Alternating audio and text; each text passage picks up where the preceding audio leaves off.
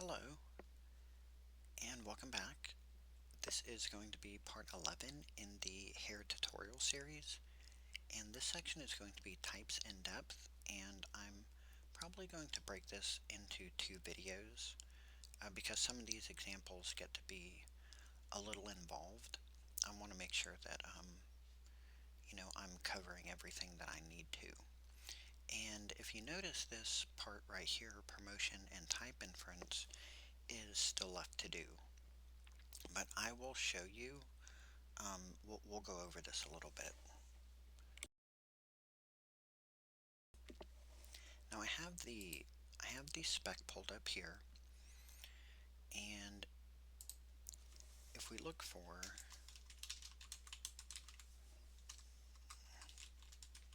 type promotion, okay, you can see that if you want to refer to the spec, you can. Obviously, it's important to do this. Now, there are some things in here I'm not going to be able to cover. I'm not going to be able to cover all of this, but I will show you some of the most common um, some of the most common things that you're going to see as a beginner or as someone new kind of picking up this language. Okay, so I'll refer to this when I need to, but basically I'll try and break this down into plain English. Okay, so let's do let's cover promotion first. So let me go ahead and jump over here into the text editor and just make a main file. Now you can have, let me look at this again real quick just so I can figure out how to word this. You can have, as long as the types, okay, so the operands of some arithmetic expressions are subject to type promotion to allow for arithmetic between disjoint types. The operand with the smaller width may be promoted or implicitly cast to the width of the other operand. And then it gets into the cases when this happens. So basically, what's happening? Okay, so for expressions involving two integer types, the type with the smaller width may be promoted to the type with the larger width only if the signedness is the same for each operand. And signedness, that means kind of a hard word to say. It means they have an assigned and an unsigned integer. Okay, so let's look at some examples of these. Now, there are some more involved ones here, right, involving uint, pointer, and size, and opaque types and things of that nature. So I won't be able to cover all of these, but let's say we have type int, and let's say let's say this is an I32, okay? Now these are, so we'll say this is a plus b. We'll say c equals a plus b. Now watch and see what happens when I try to run this.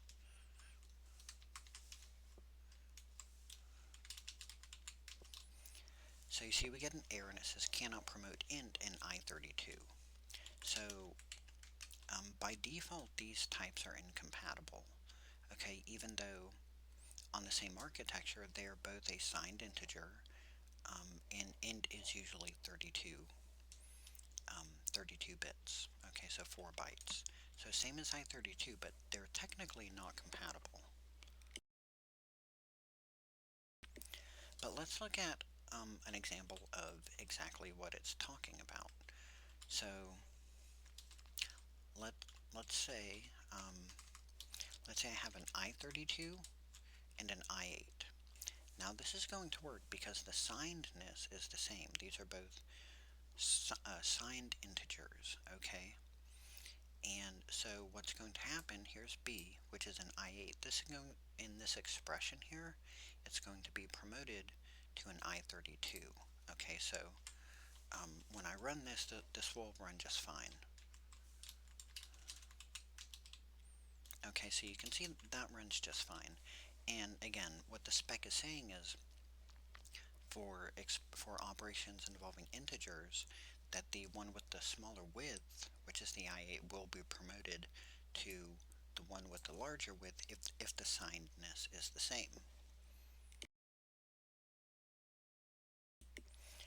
Okay, and the same holds true for a U8. So let's say I had a uint and a U32. Okay, this is going to be the same scenario where we had an int and an I32. Okay, so let's see what happens when we try and run this. You see cannot promote uint and U32. So by default these are not compatible with each other. But let's say we had a U32 and we'll make this a U8. Now this is going to run just fine because this U8, it's the same signedness, and this is going to be promoted to a U32.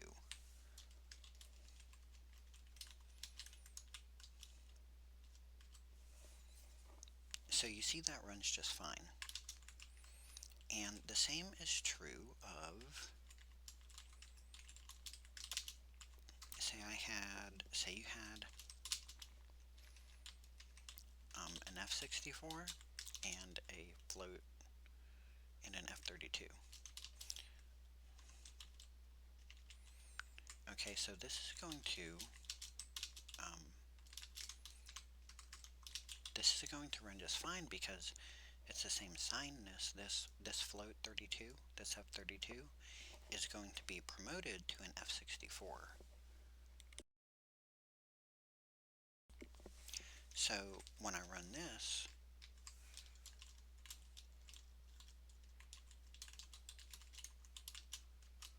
you can see that that runs just fine. So that's kind of the basics of type promotion. If you want to look at the spec, these are all of the, this is how it works. But then there's also the, what's called the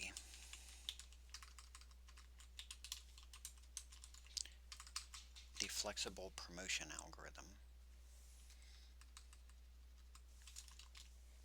Okay, the flexible type promotion algorithm.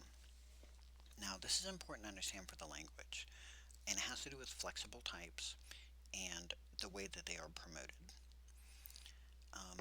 I'm not going to go into this here. There's a lot that I'm still trying to learn about the language, so I'm not going to teach you something that I don't feel comfortable teaching you, okay? I do understand the basics of this, but there are some things I'm still trying to figure out. Um, so in terms of type inference, we've basically been using that this whole entire time. So say you have a value, and we'll just make this hello. So this is type inference, and notice that we're not annotating a type right here. So this is going to be type string by default, str. Same thing if we had,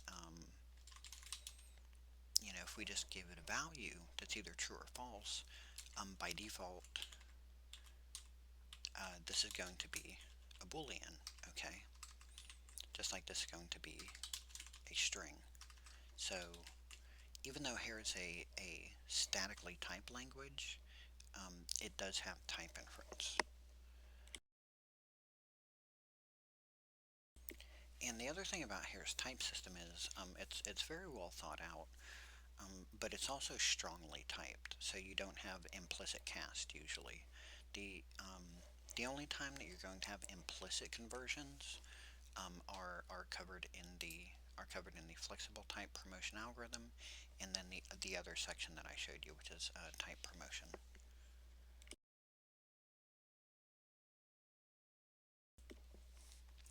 So that's the basics of promotion and type inference. Let's go ahead and move on to this next part, which is casting and type assertions. Okay, casting and type assertions. We will jump over into the text editor. This is going to be a pretty involved example. Um, this sample introduces various ways of working with types explicitly in Hare. One such example is casting types from one to another. One use case for this is given in the first example, converting between numeric types. So that's right here. Since the fractional part is lost, this conversion is lossy, and therefore must be done explicitly. Converting between signed and unsigned types must also be explicit. So that's right here. We have an F32.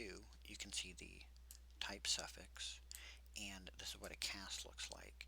It's being cast to an int. So what this means is that it's a lossy conversion, is that we're dropping the decimal, the fractional component of this, okay? So all that we are retaining is the 13, this value. Hare also supports type tests and type assertions via the is and as keywords. So that's right here. Okay, we'll look at this in a moment. Which can be used to work with the selected type of a tagged union at runtime. And that's another thing about the is and as, is that they can only operate, here's the is keyword and the as keyword, they can only operate on a tagged union.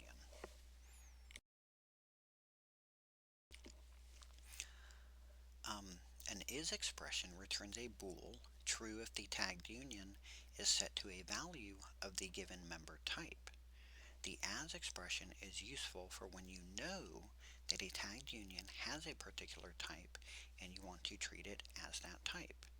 This assertion, so right here, okay, or no, it's saying this assertion, so it's this right here, that's a type assertion, okay. This assertion, right, in quotes, is tested at runtime and will cause your program to abort if found to be untrue. Try swapping x as int for x as uint to demonstrate this.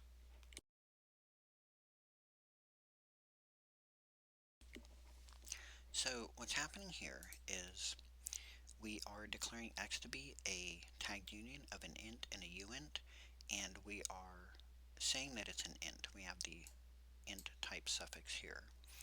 We're asserting, this is a runtime assertion, that x is int. This is true, so this will run. And then we're using print format line, or print line, excuse me, and saying x as int. So this is what a type assertion is. This is a type test, okay, and this is a type assertion.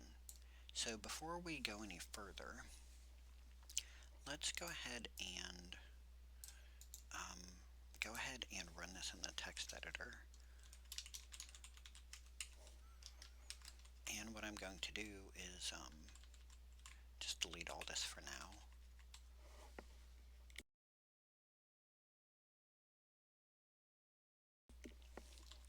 And that way we can just focus on a couple things at a time.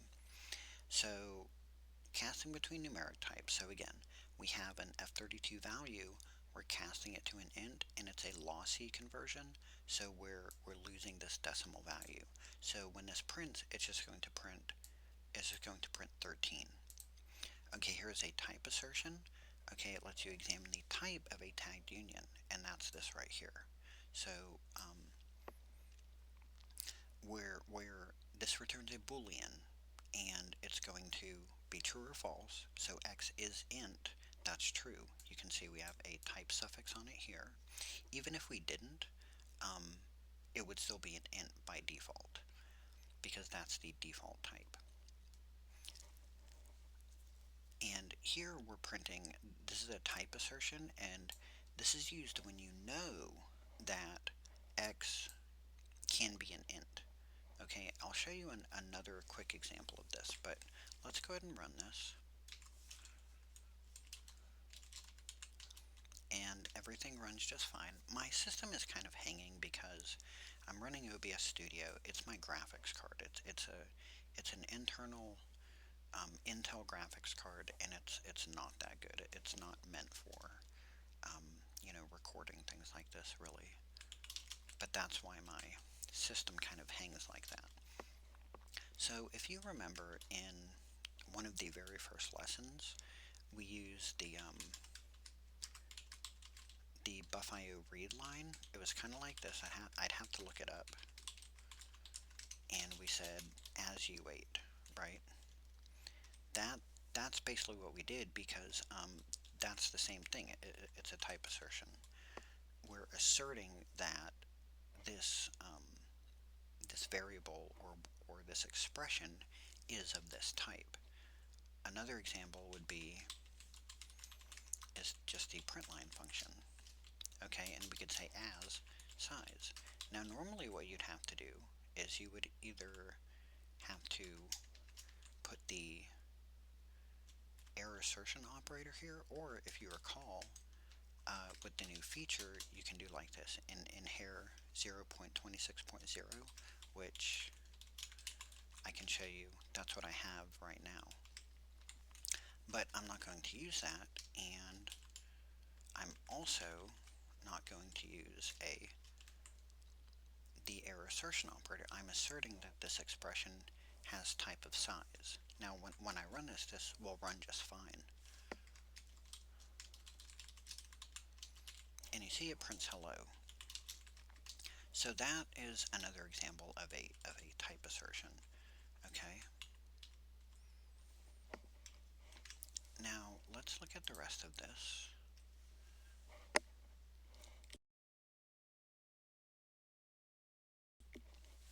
Okay, really quick, let's go ahead and do this. It says go ahead and change this. X is UN. So it's an int right here, you can see. And we're going to assert that X is UInt. Now here we're going to get we're going to trigger this assertion. And you can see assertion failed. So right here, because X is not UInt. And again, this only works with tagged unions, okay?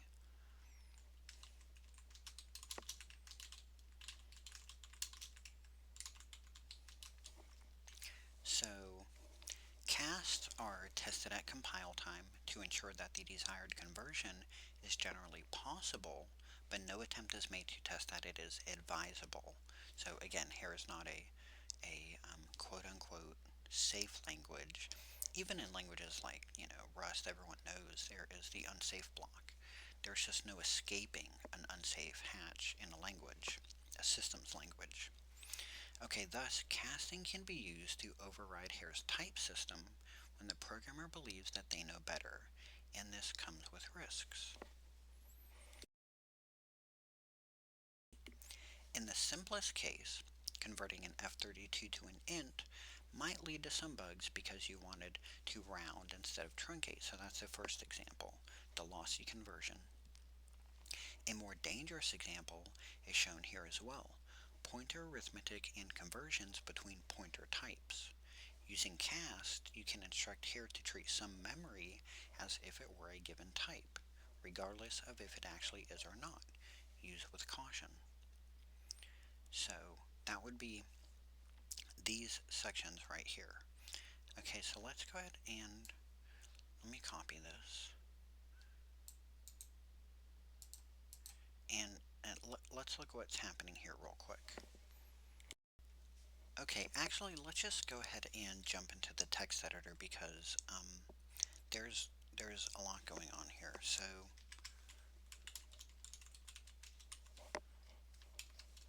and let me get rid of some of this. There's a lot of noise here, things that we don't technically need. Just trying to get rid of everything we don't need for this example. Okay. Okay, so now let's look and see what's going on here. So we're declaring x to be a tagged union of an int and a uint, and we are assigning it an integer type with this suffix. Now, y is a nullable pointer, and I think this is the first introduction to nullable pointers.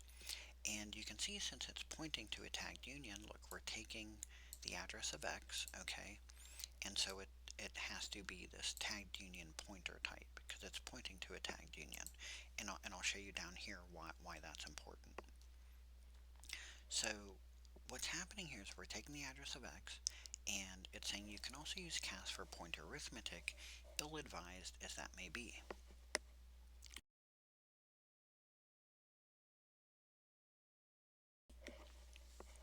So we have y, and then this is pointer arithmetic here. We are casting y to a uint pointer, which, if you're familiar with C, this is how you do pointer to integer conversion, okay? And then we're adding 10 to it. Now, if you notice these format specifiers here, I'll break everything down here, okay? Let's do, oops, sorry, wrong one, Hare doc. And let me see if I can find it. Okay, so inline format modifiers, this part right here. Inline format modifiers are a series of characters within a format sequence. You can use a colon to add format modifiers. For example, this will format an argument in hexadecimal. So you can see this right here. So that's what's happening here. This is going to print in hexadecimal. And this is just y, right? So the value that y holds. Pointers hold a value. They hold an address. That's the value that they hold. And then here what we're doing, we're casting y to a uint pointer and then adding 10 to it. We don't know what this is going to give us. We have no idea what's at this address, okay? But that's the address that we're assigning to it here. Now, if we look at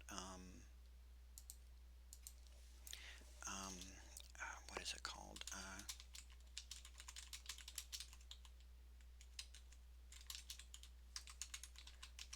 The GNU C Introduction Reference Manual. Okay, and you should always have some good C resources available when you're learning Hare. And so this is the GNU C Language Manual, and if we look at the contents, let's go down to, I believe it's 14, and then let's look at 14.15, pointer to integer conversion. And you can see how this is done, right? So on modern computers, an address is simply a number. It occupies the same space as some size of integer. In C, you can now, of course there's a little bit more to this. That's not completely true, but just for basic purposes, right? It occupies the same space as some size of integer. In C, you can convert a pointer to the appropriate integer types and vice versa without losing information. The appropriate integer types are uint pointer t, an unsigned type, and int pointer t, a signed type. Both are defined in the standard int header. Okay, and we can see what that looks like here. Okay, so we're passing in a pointer. Okay, and that's right here. And this is what the conversion looks like. Here's the conversion. Okay, right here. So in Hare, now you see this right here. Okay, warning in bold. Converting pointers to integers is risky. Don't do it unless it is really necessary. So this is something that you're not generally going to want to do. Okay, but since this is the tutorial, it's highlighting some features of the language, right? Hare is a low-level language. It's very C-like, so it has these features. It has a lot of these same features as C. Now, one word of caution. When you're learning C, you have to be very careful where you learn C from. You want professional, and when I say professional, you have to be careful with a lot of these. I wouldn't be teaching something unless I felt comfortable with it, right? There's some things that I don't really feel comfortable teaching, but but C especially. Okay, Hare has a lot of guardrails in place. C is not that way. C, you can really, um, as the saying goes, shoot yourself in the foot. So you have to be very careful where you learn C from. You want authoritative sources like this, right? Or like a POSIX programmer's manual, right? You have on your system, right? If I were to do, you have, here's the library functions manual. That's for printf, right? So you have all of the documentation on your system in the form of man pages. You can't go wrong there, okay? That's going to be an authoritative source to um, consult for C documentation. One thing I'd like to point out while I'm on it, though, is what I love about Hare is look at this. Here's print line, okay? I love that it so drastically reduces the cognitive load um, when you're trying to learn a lot of this stuff, right? Like systems level programming. Look at this. Here's print line. Formats values, prints it to standard out, right? OS standard out. Okay, separated by spaces followed by a line feed. Here's the signature. Takes type formatable, right? Which is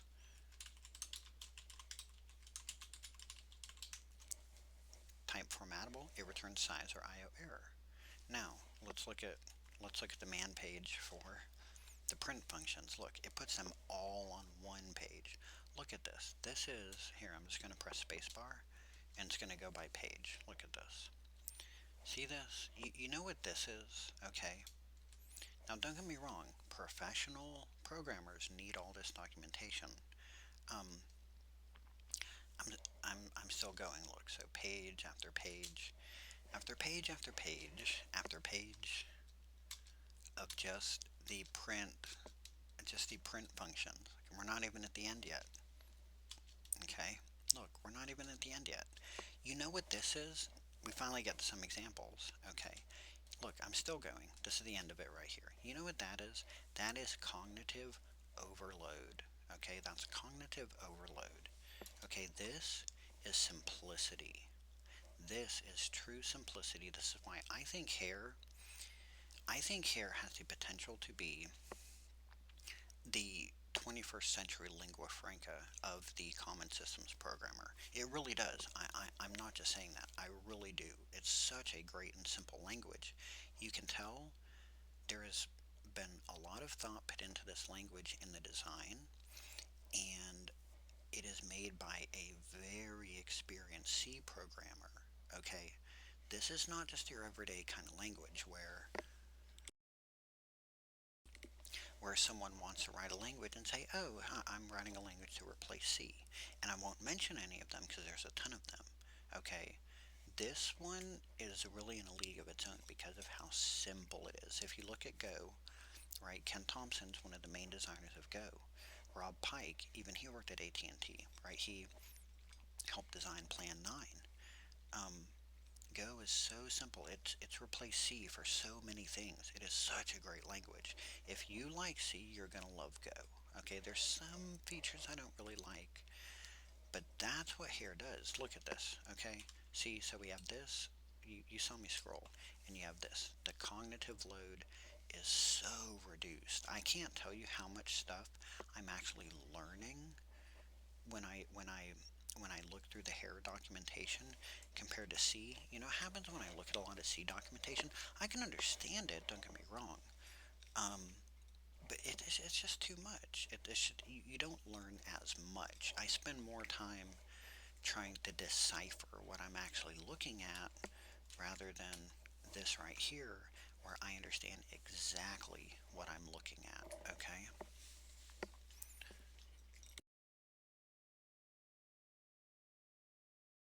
Okay, so a bit of a tangent. I'm really sorry for that. The point is, so those are the man pages. They're on your system. You might have to install them. That would be an authoritative place to learn C. So you want to have C resources alongside learning Hare. And again, the reason that I brought up the GNU manual is to show you how type uint pointer is used. And you can look this up in the spec also, okay? So we don't know what's at this address. This is just a garbage value that we are assigning to y in this case, okay? And when we print it, that's why it just prints out, right? This is that value. This is it right here. This is y casted to a uint pointer, and we're adding 10 to it, okay? So we don't know what's at that address. It's just some random value, okay? Now, in order to actually dereference a nullable pointer like this, we will look at this, I think, in a few lessons, but let me just show you how to do it. You have to match on it, okay? So you say y. So that's the pointer that we want to match on. It's type nullable, okay? So if it's null, you can't dereference a null pointer. We'll just say this here, and we'll say null, okay? And then case like pointer, and then this is going to be an int or a uint, okay? And then let's print it, okay? Okay, so that's what it looks like, okay? This is how you would actually, this is how you have to dereference a nullable type pointer. And in fact, let me since printing nullable pointer, okay, there, that way we know exactly where it is, okay, in our program. So let me run this.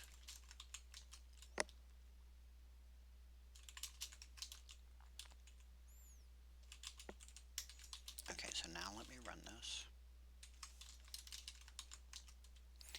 And you can see, so printing nullable pointer, and here's our value, 42, because y is the address of x, and x is 42. So here's the nullable pointer, okay? So that's how you have to actually print a nullable pointer. You cannot just dereference a nullable pointer, okay? So the point is, we don't know what's at this address. It's just some random, garbage value, okay?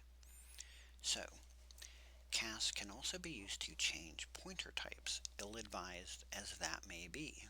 Okay, so that's right here on this line.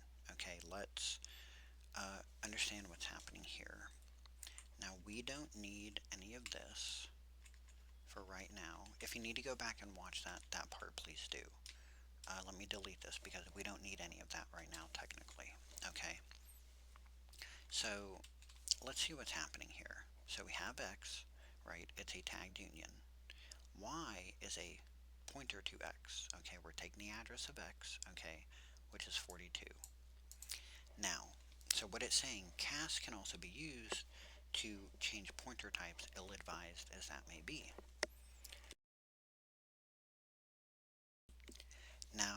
Now this looks, that this looks a bit intimidating, right? So what's happening here? We have y, and we're casting it to a uint pointer in order to perform arithmetic on it, okay? You cannot just perform arithmetic on a raw pointer, okay? So we are converting it to a uint pointer and adding size of int. And then this cast is just sort of a I don't know, a safeguard, a fail-safe to say that this expression, okay, this expression is of type uint pointer, okay? Technically, we don't need this, okay?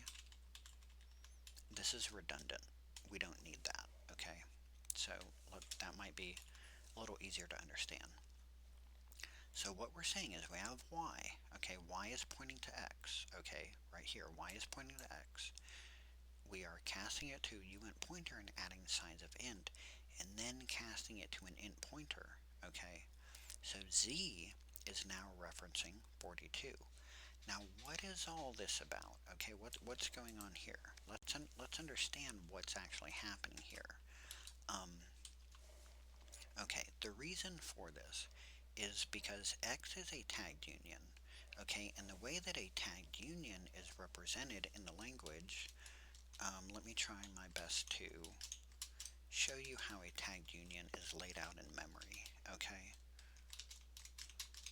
so we have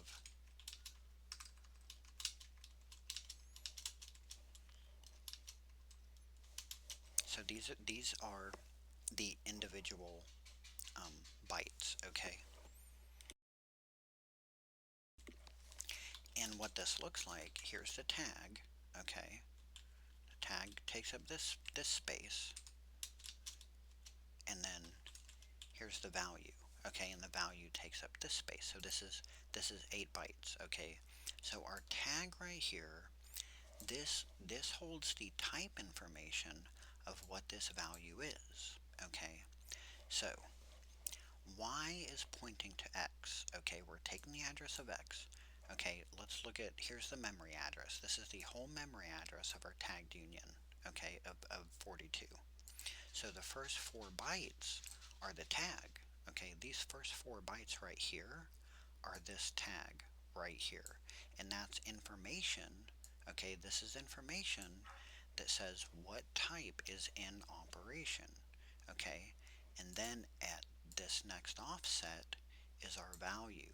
So this next set of bytes, um, okay, uh, is so each of these is an octet, right? So each of these is 8 bits. This is 8 bytes. Okay. Um, each every tagged union has this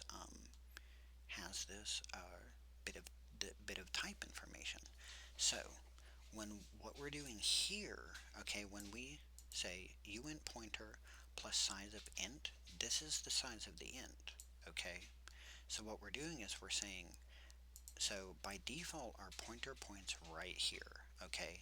And what this expression is doing is moving our pointer to point straight at our value right here. Here's our value. Okay, so we're skipping over this type information and we're pointing straight at our value because we're casting it to an int pointer. Okay,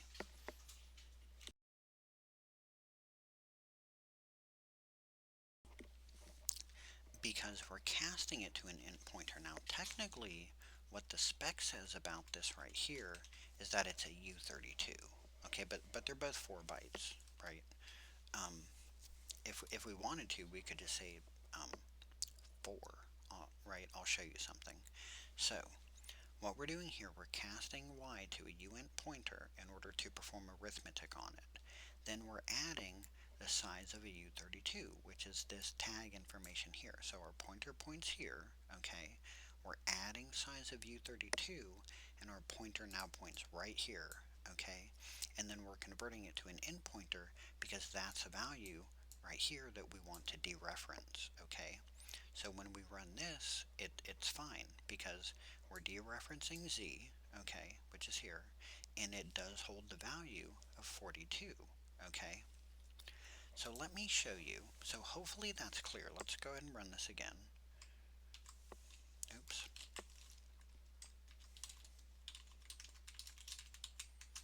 Okay, so that's fine, right? So let me remove this for right now. So let's try and understand exactly what's happening.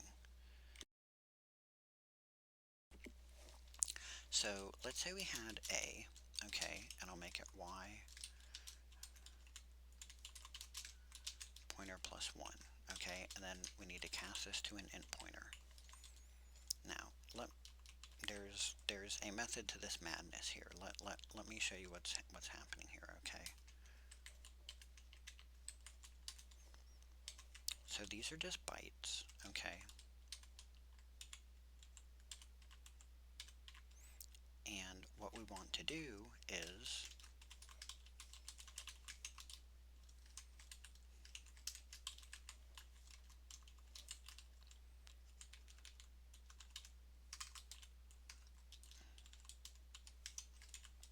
B, C, D. Okay, so I hope you can see what's happening here. Basically, it's the same thing as this right here, okay?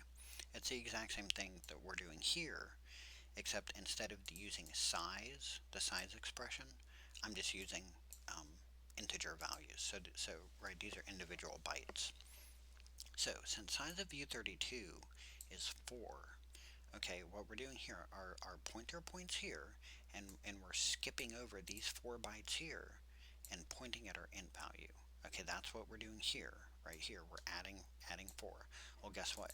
That's what this is here. Okay, so what's happening here is this expression right here, A, is pointing right here. Okay, B, okay, is pointing right here. C is pointing right here. Okay, and it's not until D, oh, this should be D. Okay,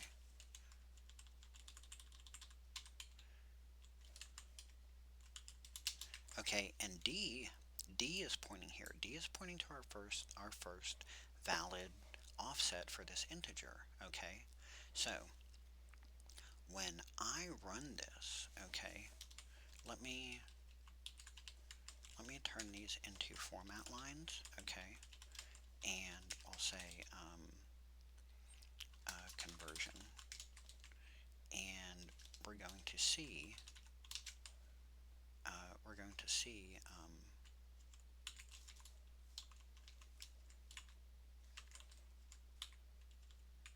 goodness, I'm really sorry.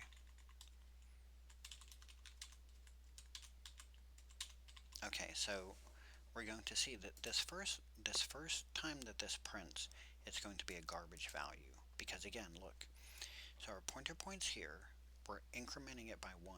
It's going to be pointing here. Okay, B is going to be pointing here. Okay, C is going to be pointing here. Now D is actually going to point to our value. Okay, so these 3 first print statements right here, they're going to print garbage values. We have no idea what that's going to print. Okay, it's whatever information is in this tag. Okay, so let's run this and watch when D prints this fourth statement, this fourth print statement, it's going to print our value of 42. Okay,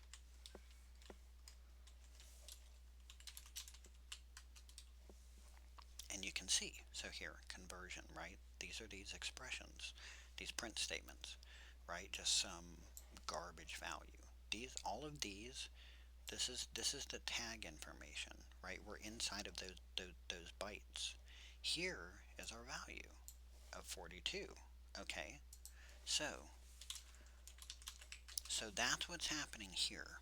Okay, with y, we have y. Okay, which points to x. It points right here. It points right at the very first spot. Uint pointer, in order to perform, we cast it to a uint pointer in order to perform arithmetic on it. Okay, that's all this does. It just says this is only to perform arithmetic. Okay,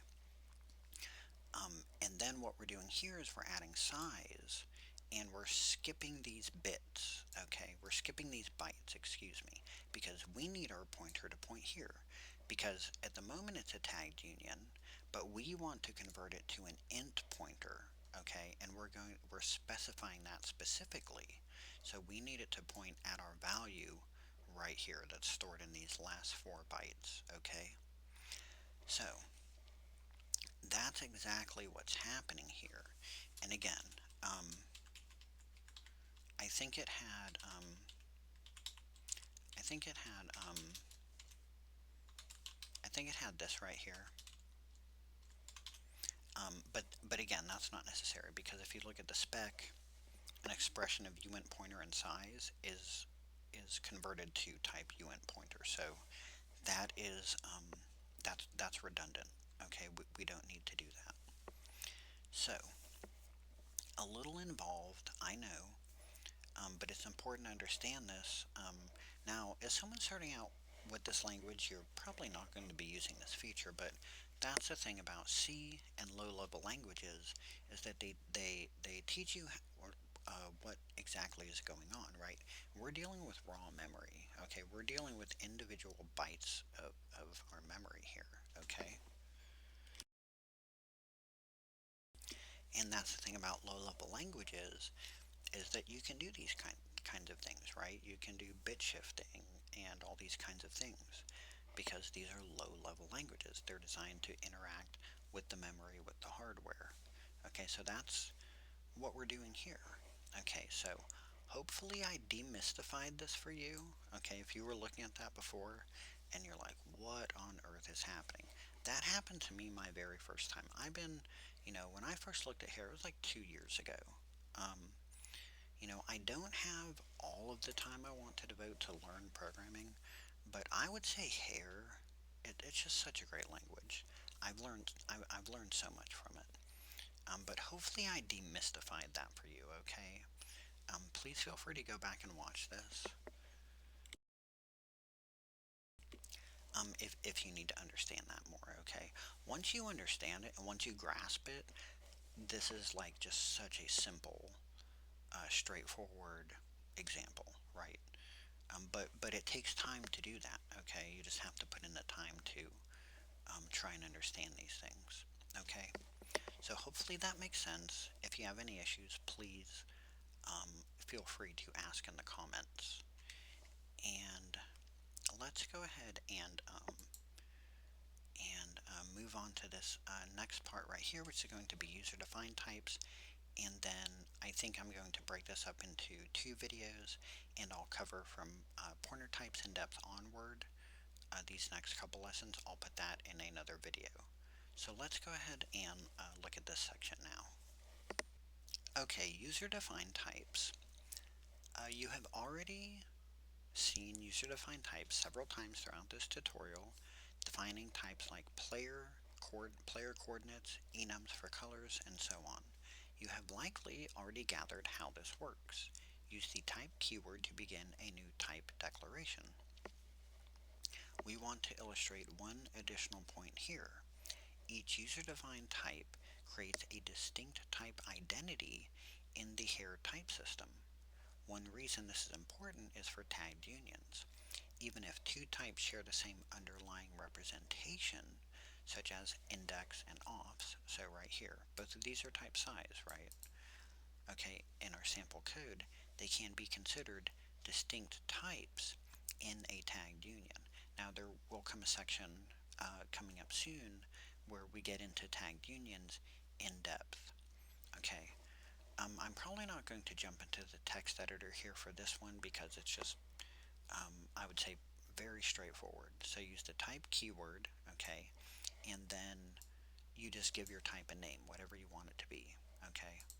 It can't be a keyword or a reserved word, obviously, and you just say whatever type you want it to be. It can be a regular type. It can be uh,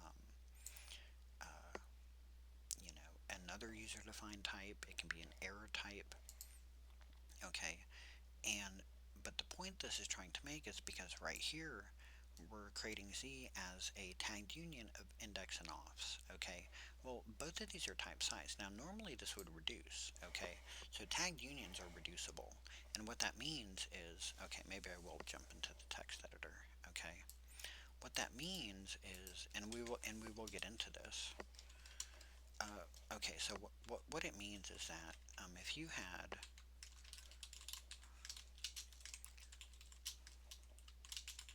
okay, that right there, okay, that right there, this doesn't mean anything in the Hare type system. This is reducible. So what it means is that doesn't mean anything in the Hare type system. Okay, all that means is this is reduced to simply size. Okay, that's what that means. But not in this case here, and that's the point it's trying to make. Okay, here it says we want to illustrate one additional point here. Each user-defined type creates a distinct type identity in the Hare type system. Okay, so, and that's the example that it gives. One reason this is important is for tagged unions. Even if 2 types share the same underlying representation, right, both have size, okay, both have size. they can be considered distinct types in a tagged union. So the difference is, okay, here we have this. So we have index of type size and offs of type size, okay? And A is a tagged union of size and size. Z is a tagged union of index and offs. These are not the same thing, okay? Type A reduces to just size. This is meaningless. This is a meaningless construct, um, you know, logically. I think even mathematically. But the point is, um, this is a meaningless construct. It doesn't mean anything, right? Size or size. It reduces to just size. Now, for Z, that's not true, okay? These are distinct types, index and offs. Each one of these is a distinct type, even though that it has the same underlying type representation, because it's a user-defined type, right? We're defining this with the type keyword. Index and offs, these are two distinct types, so this does not reduce the way that this one would, okay? So hopefully that's clear. Okay, so those are user-defined types, and there will come a point where we look at those a little bit more, I think.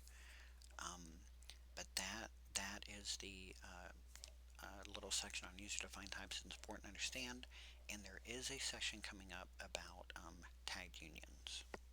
So that's it for this video. I hope you found it helpful. If you have any questions, please put them in the comments, and I will definitely try my best to help you out. And I really appreciate you watching. I appreciate any subscriber, and I really do hope you found this helpful. That's the whole reason why I take the time to make these videos, is because I remember what it was like with me struggling to learn programming when I first started. And I don't really find programming that intuitive, to be honest. So it takes me a little bit more extra effort than I think some people who are like, who have been programming since they were like kids or teenagers or something. That's not me. Now, I grew up with a DOS computer, and I remember the command line, right, and playing Duke Nukem, but I was so intimidated by MS-DOS, the command line, getting like Doom and Duke Nukem running, right? I was so intimidated by that. Um, but I make these videos to help you, okay? And I'm trying my best to do that. And look, if you have questions, if you don't understand something, please ask in the comments, okay? Or feel free to get help on the Hare user mailing list. And if you don't feel comfortable, um, kind of asking in public on a mailing list, and you'd feel more comfortable, maybe asking in the comments here, that's fine. I will try my best to help you out as best I can, okay? So, I hope you found this helpful. We're starting to kind of near the end of this tutorial, and once we do, I'll kind of decide on kind of the content that I want to make from here on out. But that's it for this video. Thank you so much for watching. Don't forget, Hare version 0. Hare version 0.26.0 is released. If you didn't catch my previous video, here are, if you just want to do a simple install, here are the tarballs. Or you can just bootstrap from source real quick. So 26 is out, 0.26.0 is out. If you'd like to update, please do. I just made a video kind of covering some of these features. I don't think I got to say thank you to Michael Neumann. Thank you for adding DragonflyBSD support. Okay, so thank you for that. I don't think I said thank you in my last video, and I apologize for that. But thank you for watching, and that's going to be it for now. So have a very nice rest of your day.